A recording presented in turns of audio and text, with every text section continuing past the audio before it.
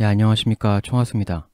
오늘은 요청 테마 중에 그 의문스러운 유비의 마지막 유언을 질문 주신 분이 계셨어요. 그걸 한번 알아보죠. 정사삼국지 선주전 223년 2월 승상제갈량이 성도로부터 유비가 머물고 있는 영안에 도착했다. 3월 유비는 병이 깊어지자 승상제갈량에게 탁고 후임 황제 유선을 부탁하는 것을 하고 상서령 이엄이 이를 돕게 했다. 지금 굉장히 중요한 문장이 나오는데요. 제갈량에게 탁고 유선을 부탁하고 이엄이 이를 돕게 했다. 이렇게 나오고 있어요.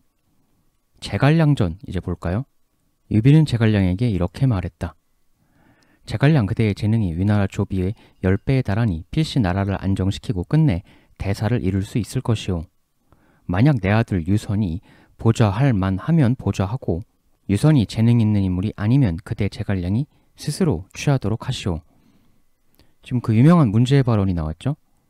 내 아들 촉한 이대 황제 유선이 황제 자리에 맞는 능력이 있다고 보이면 제갈량 그대가 신하로서 보좌하고 근데 황제로서 능력이 부족하다고 보이면 제갈량 그대가 그냥 황제를 직접 해버려라. 이런 얘기죠. 엄청나게 파격적인 이야기입니다. 이게 지금 실제 정사라고 불리는 사서에 기록이 되어 있는 겁니다. 즉 실제 한 발언이라는 거고요. 근데 너무 파격적이다 보니까 별의별 다양한 해석이 나오게 되는데요. 그건 좀 뒤에서 다양하게 살펴보고 일단 여차하면 네가 황제를 해라 이 놀라운 이야기에 제갈량은 뭐라고 답했는가? 이에 제갈량이 눈물을 흘리며 말했다. 신 제갈량 신하로서 헌신을 다하고 충정과 절개에 힘쓸 것이니 이를 죽기로 계속할 것입니다. 유선이 부족한 인간이다 싶으면 네가 그냥 황제 하시오. 이 얘기에 제갈량은 나는 신하로서의 직분에 평생토록 거기에만 충성할 것입니다. 라고 눈물을 흘리며 이야기를 하고 있습니다. 유비는 아들 유선에게 이런 조칙을 내렸다. 너는 승상과 함께 일을 처리하고 승상 제갈량을 이 아비처럼 섬겨라. 제갈량을 아버지처럼 받들라는 유언. 이러고 유비는 눈을 감습니다. 정사삼국지 주석본에 손성이라는 사람이 이 대화에 대해 이런 의견을 피력한 게 달려 있어요. 손성은 동진시대의 역사가인데요. 삼국지 시대하고 큰 차이가 없는 시기 사람이죠. 손성, 유비가 제갈량에게 명한 것은 심히 어지러운 말이다. 세간에서 유비는 부탁받은 이 제갈량의 성심을 굳게 하고 또한 총나라 사람들의 뜻을 하나로 모으기 위해 이런 말을 했다고도 한다.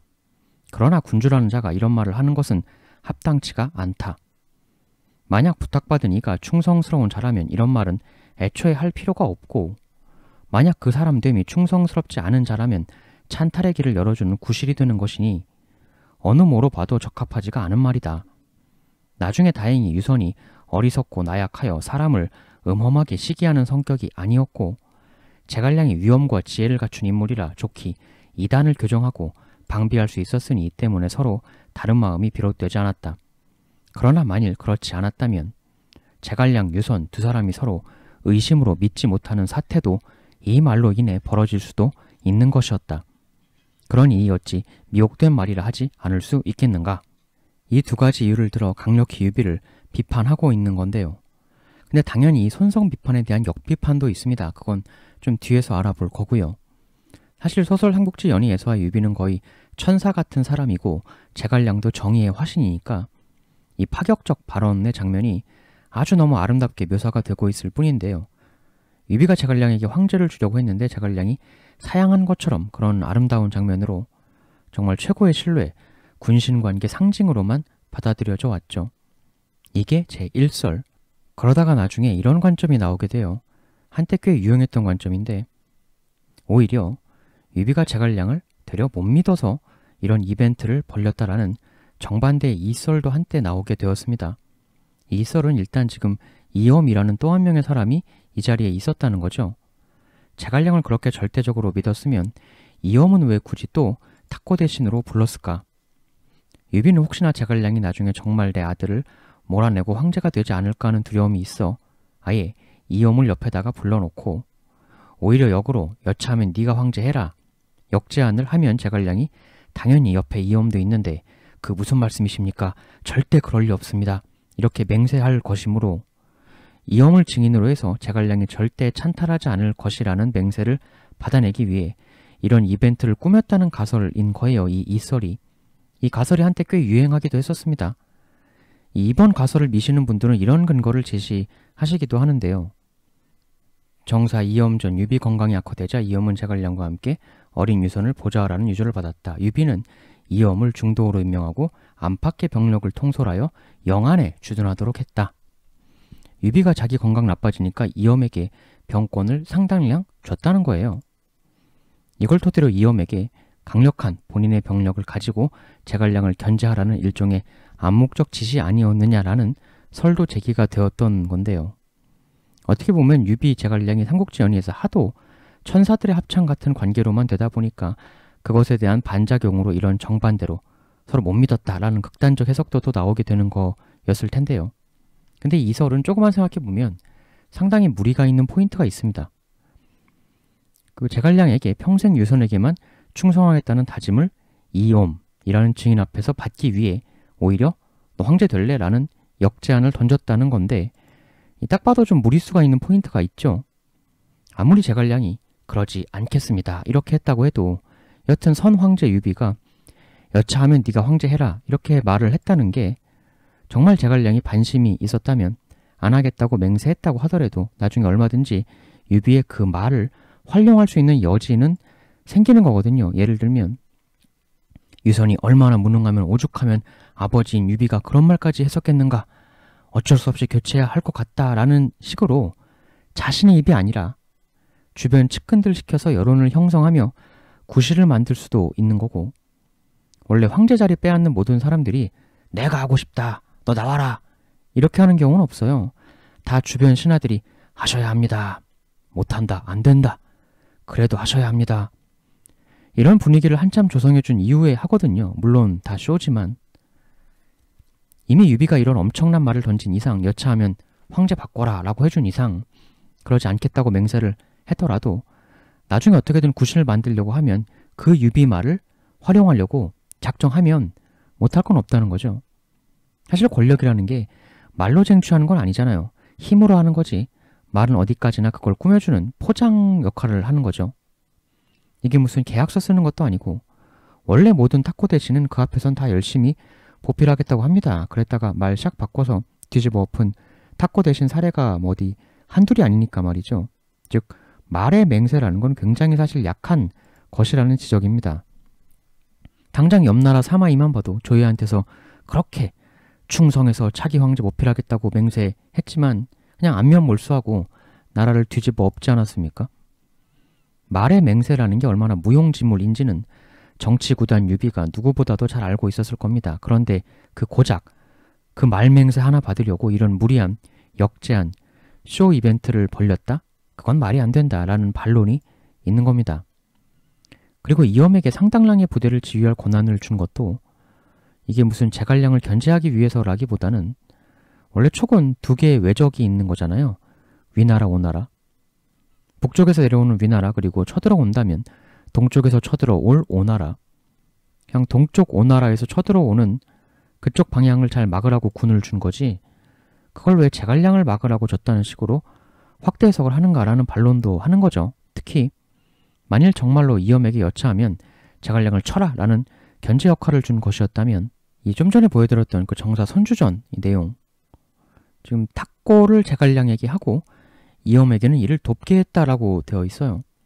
또 아들에게 제갈량을 아버지처럼 섬겨라 라는 말도 했는데 이엄을 아버지처럼 섬기라는 말은 안 했거든요. 이건 누가 봐도 메인 탁고는 제갈량이고 이엄은 서브라는 거죠. 아까 선주전 나온 대로 제갈량을 돕는 역할을 준 것이라는 겁니다. 만일 정말 제갈량을 경계하는 마음이 있어서 이엄에게 견제 역할로 탁고 대신을 해준 것이라면 굳이 이렇게 누가 봐도 명확하게 제갈량 메인, 이엄 서브 이런 형태로 하지 말고 그냥 이 둘을 철저히 동급으로 만들어서 같이 잘 해주시오 라고 함께 부탁하는 게 제일 좋죠. 견제라는 차원에선. 실제로 조예가 그 후대 황제 조방 부탁할 때 사마 이하고 조상하고 그렇게 동급 탁고 대신으로 함께 잘 맡아서 해주시오 이렇게 패키지로 똑같이 대접하지 않았습니까? 하지만 유비는 그렇게 하지 않았죠. 즉 이엄에게 제갈량 견제라는 역할을 맡긴 거라는 추측은 너무 꼬아서 생각한 거다라는 반론인 겁니다.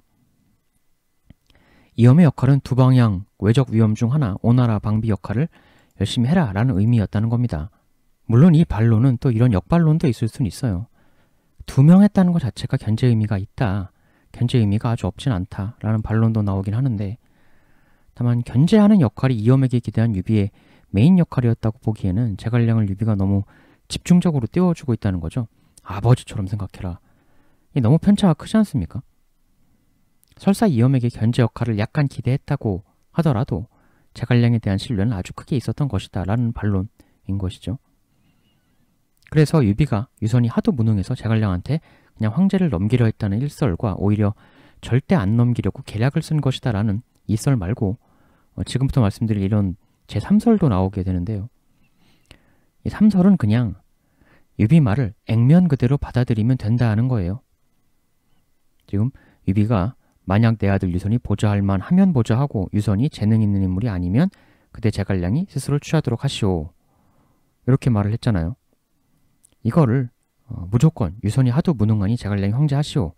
이렇게 해석하는 거나 반대로 제갈량 못하게 막으려고 뭔 이상한 술책을 부린 거거나 그렇게 해석할 필요가 없이 그냥 있는 그대로 보라는 거죠.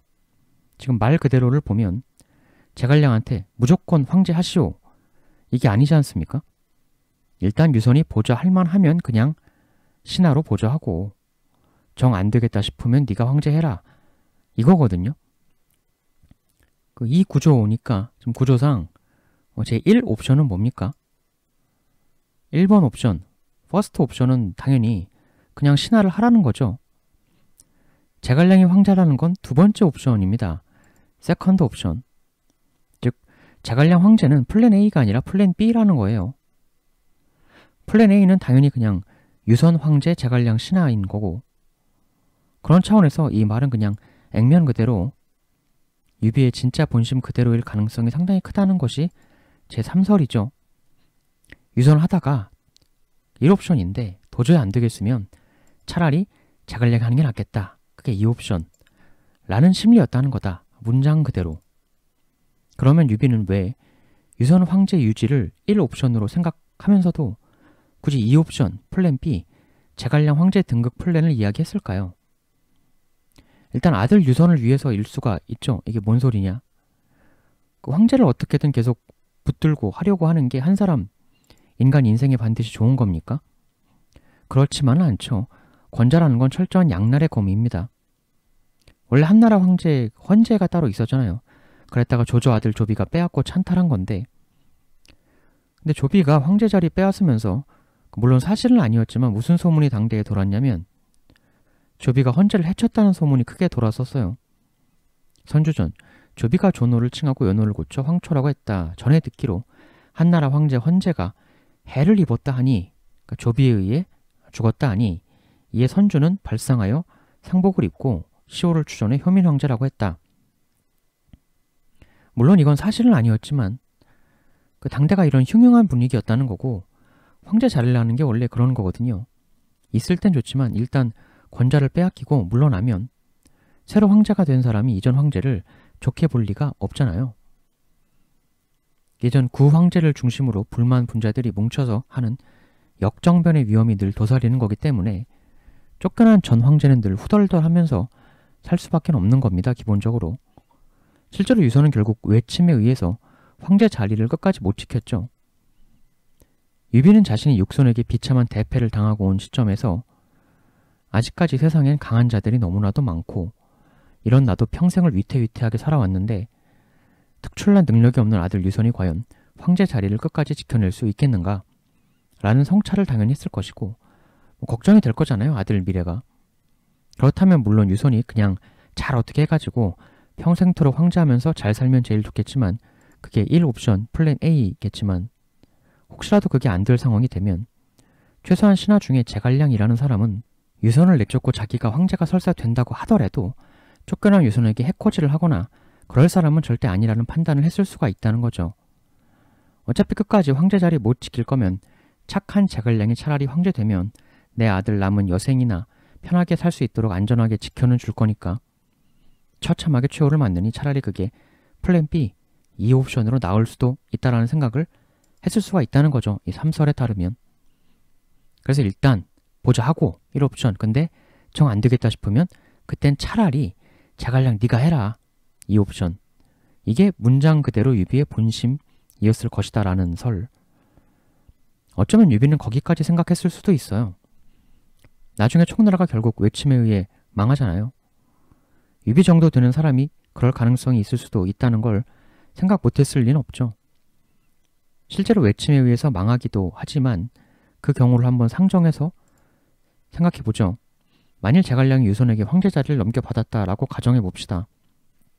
그래서 적국이 쳐들어와서 촉이 망했다 이거예요.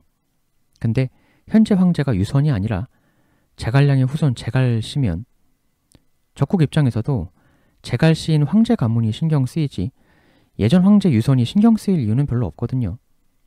즉 황제 자리에서 물러나면 나라가 망했을 때 황제 자리에 앉아있는 것보다는 훨씬 안전할 수가 있는 것이죠. 생존이라는 측면만 놓고 보면 그렇다는 겁니다. 제갈량이라면 설사 황제 자리를 뺏어도 유선의 안위는 보살펴줄 사람이다. 설사 촉이 망해도 황제가 다른 가문에 넘어가면 내 아들 유선은 비교적 안전하게 생존할 수 있다. 물론 제일 좋은 거는 그냥 유선이 잘 황제 지키면서 나라도 계속 잘 영위하는 거지만 그게 1옵션이지만 일종의 최악의 상황을 대비한 플랜 B로서 제갈량 황제의 카드를 유비가 말을 한 것이다. 더 나아가 이 제안을 던짐으로써 제갈량을 더욱 감동시키고 더욱 성심껏 충성하도록 만들 수 있다면 그건 그대로 좋은 거죠. 이게 제 3설입니다. 아까 손성의 비판은 유비가 아무렴 손성이 보는 것도 못 보는 사람이었겠는가라는 역비판이 역시 있습니다. 손성은 제갈량이 충성스러운 사람이면 할 필요가 없는 이야기고 반심을 가진 인물이면 괜히 구실만 만들어주는 거라고 비판했지만 만약 삼선대로 즉 일단 유선이 계속하는 게 제일 좋은 옵션이 돼 제갈량 황제도 세컨드 플랜으로서 생각을 정말 했던 거라면 손성 비판은 유비의 진짜 깊은 생각을 못 헤아리는 비판일 수가 있게 되는 거죠. 일단 무슨 반심이고 말고가 아니라 유비는 제갈량이 황제가 되는 걸 정말 바랬다. 다만 상황이 나빠진다는 가정하의 제2옵션으로 또 손성은 괜히 이런 말에서 제갈량 유선 사이에 일종의 의심의 시한폭탄만 심어놓은 것 아니냐. 그나마 유선이 의심하는 성격이 아니고 제갈량도 워낙 올바른 길만 가는 사람이니까 문제가 안 생긴 거지 아니었으면 문제의 기폭제가 될 발언이었다라고 비판하지만 역비판은 당연히 유비가 유선과 제갈량의 캐릭터를 너무나 잘 알았으니까 그런 발언을 한 거지. 다 그런 성격을 계산하고 한 거지. 유선, 제갈량은 이런 말을 남겨도 문제가 안 될 사람들이라는 유비의 정확한 판단 하에 이런 말을 남긴 건데 뭘 그걸 비판을 하냐. 그럼 유비가 이들 성격도 모르고 일 처리했겠냐. 이를 토대로 손성은 오히려 유비의 심도 깊은 숙고를 되려 못 따라간 것이다라는 역비판인 것입니다. 그리고 인생 말년 유비의 심리 상태도 생각해 봐야 해요. 말년의 유비가 예상치 못하게 육손에게 너무나 처참한 패배를 당하지 않았습니까? 제가 이릉대전 분석 영상에서 다 말씀드렸지만 천하에는 정말로 강한 사람이 많고 세상은 역시나 너무도 만만치 않은 것이다라는 당연한 진실을 말년의 유비는 느꼈을 것이고 황제의 자리 즉 난세에서 위험천만한 승부를 계속 해야 하는 그 권좌에 계속 있는 게 패배했을 경우 엄청난 비극을 맞이할 수 있는 것이기에 꼭 권좌에서 계속 승부를 하면서 사는 게 좋은 것만은 아니다라는 깨달음을 충분히 얻었을 수도 있는 거죠. 그런 것들을 다 고려하면 유비의 이 일단 보자 하되 안 되겠으면 제갈량이 하시오 이 발언도 무슨 음모 이런 게 아니라 진짜 순수한 말 그대로의 마음 인생의 깨달음을 토대로 했을 개연성도 충분히 있는 게 아니냐라는 견해도 있는 겁니다. 뭐 여러 설들을 살펴봤는데요. 꼭 무엇이 맞다 라는 식으로 주장이나 주입을 하는 건 전혀 없습니다. 여러분들이 생각하셔서 직접 선택하시면 되는 거고 그래도 마지막에 이런 파격적인 유언을 남기고 간 유비를 보면 역시 유비는 승부사였다. 밑바닥에서 맨손으로 황제가 된 사람은 인생 매 순간순간이 거대한 결정을 요구하는 승부의 연속이었을 테죠. 소설 삼국지 연의의 천사 이미지에만 가리워져 승부사 유비의 진 면목이 우리에게 잘 안 보이는 것일 뿐일 겁니다. 그럼 다음 시간에는 더 재밌는 새 테마 가지고 또 오도록 하겠습니다. 대단히 감사합니다.